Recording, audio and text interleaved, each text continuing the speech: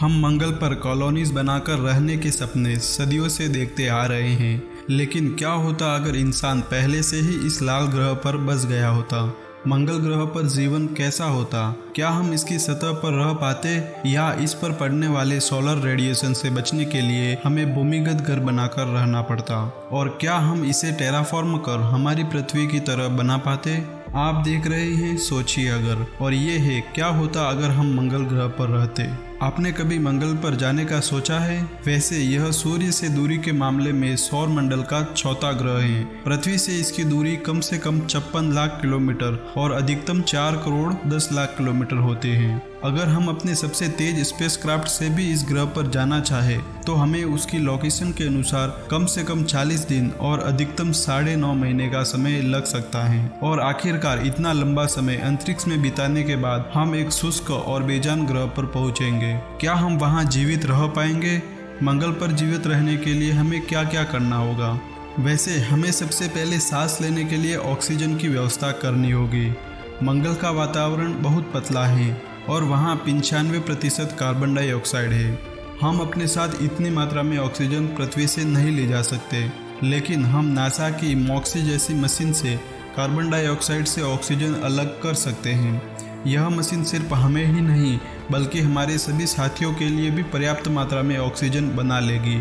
साथ ही यह हमें लिक्विड ऑक्सीजन भी प्रदान करेगी, जिससे हम अपने स्पेसक्राफ्ट को वापस पृथ्वी पर ले जा सकेंगे।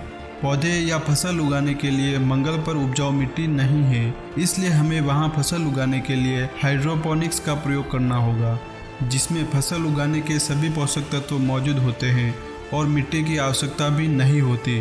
लेकिन सतह पर पानी न होने के कारण हम आवश्यक भोजन का सिर्फ 20% ही उत्पादन कर पाएंगे। बाकी भोजन हमें पृथ्वी से ही लाना पड़ेगा। अन्य लोगों के साथ हमें भी कृत्रिम दबाव वाली बिल्डिंग्स में रहना पड़ेगा, लेकिन अंडरग्राउंड घरों में रहने की संभावना भी बहुत अधिक है, क्योंकि मंगल ग्रह पर कोई भी जियोमैग्नेटिक फील्ड नहीं है और इसका वातावरण भी बहुत पतला है, तो यहाँ रेडिएशन लेवल भी इंटरनेशनल स्पेस स्टेशन से 2.5 गुना ज़्यादा होगा।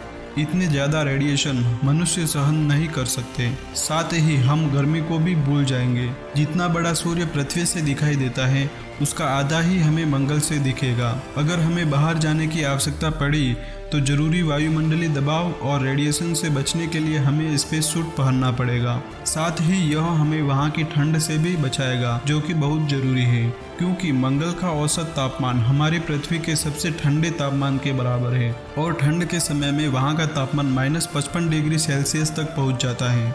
मंगल ग्रह का एक दिन पृथ्वी के दिन की तुलना में 40 मिनट ज़्यादा लंबा होता है और वहाँ का एक साल पृथ्वी के साल से लगभग डबल होता है। और अगर हम मंगल के उत्तरी गोलार्ध में रहें तो वहाँ 7 महीनों तक वसंत ऋतु का और 6 महीनों की गर्मियों का आनंद ले पाएंगे। फिर 5 महीने तक शरद ऋतु और 4 महीनों की सर्दियों का मौसम होगा। वहाँ न सिर्फ तापमान कम है बल्कि मौसम भी बदलते रहते हैं। वहाँ कभी भी शक्तिशाली धूल के तूफान आ सकते हैं। भले ही हमें इससे कोई नुकसान न हो, परंतु ये हमारी मशीन और इलेक्ट्रॉनिक्स उपकरण को खराब कर देंगे। मंगल ग्रह पर गुरुत्वाकर्षण बल पृथ्वी के 1/3 हिस्से के बराबर ही है। इस स्थिति में हमें वहाँ चलना भी सीखना होगा। क्या आप अभी भी वहाँ जाना पसंद करेंगे?